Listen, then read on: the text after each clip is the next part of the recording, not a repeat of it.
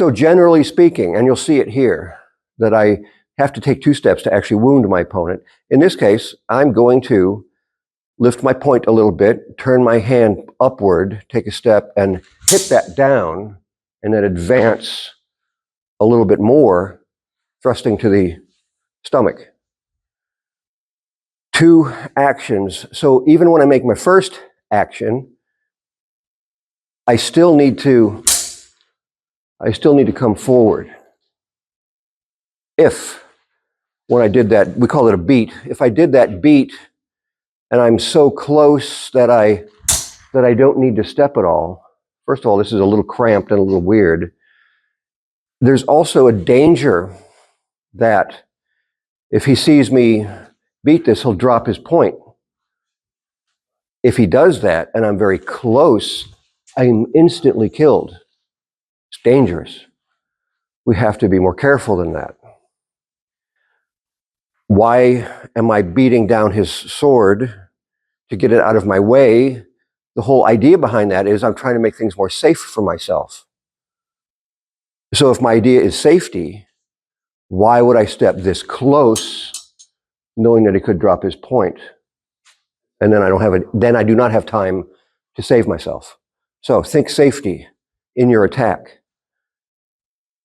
So the first part, hit that, advance. Again, with the foot. I step my right foot, my back foot up, making sure my left foot goes behind that, hitting that with my true edge, and then advance a little with the front foot thrusting into the body. My opponent is in Portaferra stretta. I'm in Codalunga stretta with my left foot forward. I will pass my right foot forward, making sure my left foot goes behind that, at the same time turning my hand with a mezza volta and striking down into his sword with my true edge, and then thrust to the flank. You note my foot there. So making this beat to get his point away from my face is for my safety. It's not safe if I go so close that if he drops his point, I'm immediately hit. That's a possibility. So my action here is look at the distance here. When I do that, if he did drop his point there and then tried to get me, guess what?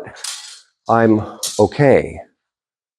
But I'm not okay if I step so close that he has me in that tempo. So I need to advance more than once. I advance here, and here I advance a second time with my front foot only. So you see that kind of footwork. For my safety, I place myself here, and then to wound, I advance here. This is to the flank, he says, think stomach. Your hand is in whatever orientation it was when you beat, which is a palm up position. Lift your point a little. Consider this a half mandrito. Lift your point, step and turn, advance. Okay, if he defends himself, he could. Anonimo says this. If I've done this action and he pushes my sword to my right, then I'll make a reverso fendente on top of his head, passing my left foot to my left, making my right foot follow behind that. This could have also been to his hand. So, in the event that he defends himself, first part, beat, then thrust. He pushes, step here, strike. And you see the body movement. Beat with a step, and think that both of your feet land here with the beat. Bring both your feet together. First your back foot, then your front foot. Turn, step, strike. Hit that. Hand or the head. Slow motion is beat, thrust. A reverso fendente. Fendente means a downward strike.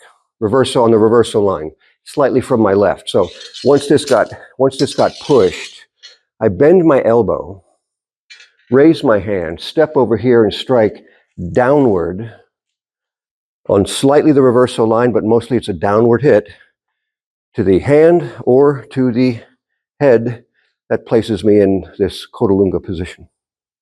After I beat and thrust and I go here, he says, if I don't want to hit, if that does not please me,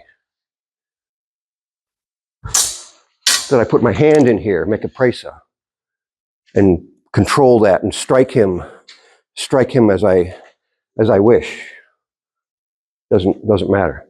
Hit whatever you want. So presa is a grab with the offhand.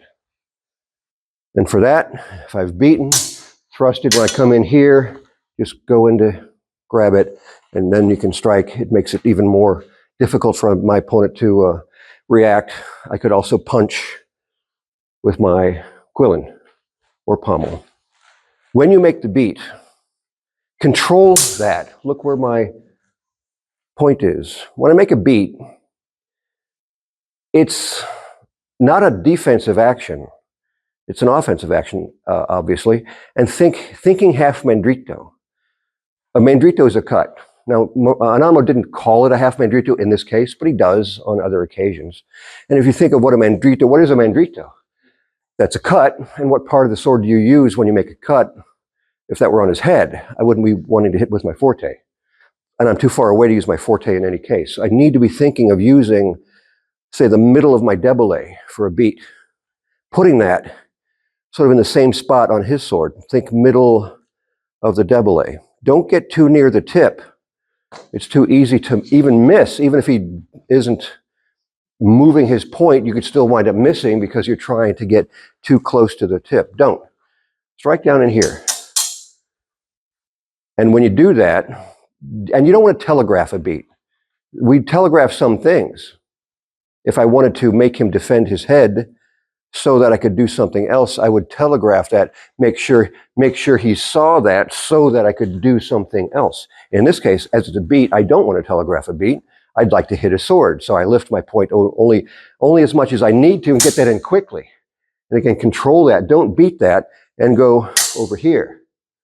I need to thrust right away. So I make sure my point is in presence in the vicinity of pointing toward my opponent. So 1, 2, 3.